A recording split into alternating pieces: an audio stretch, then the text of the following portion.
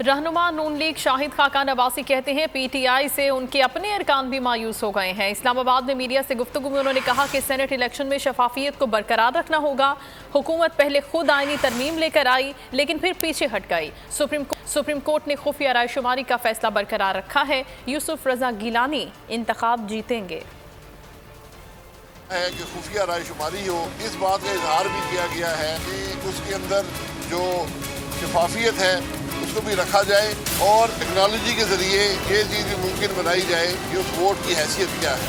ये एक तजाद है जिसको डिटेल ऑर्डर के बाद दूर किया जाएगा, लेकिन जो कल के इलेक्शन है वो उसी तरीके से इस तरह बाजी में होते थे वही तरीका होगा। हुकूमती बेंचेस पर लोग बैठे हैं, पर आज एक बड़ी वाज़ेह हो चुकी है कि अगर वो पीटीआई के टिकट के साथ अवाम के सामने गए, कामयाबी की कोई उम्मीद नहीं है। इसलिए आज हर शख्स अपने ज़मीर के मुताबिक हालात को सामने रखकर, मुल्क की सियासत को सामने रखकर अपना फैसला करेगा। इस्लामाबाद से हमारे उम्मीदवार यूसुफ गिलानी साहब और फरजाना कौसर साहिबा इलेक्शन लड़ रहे हैं और हमें पूरी उम्मीद है कि इंशाअल्लाह एक अक्सरियत के साथ वो कामयाब होंगे।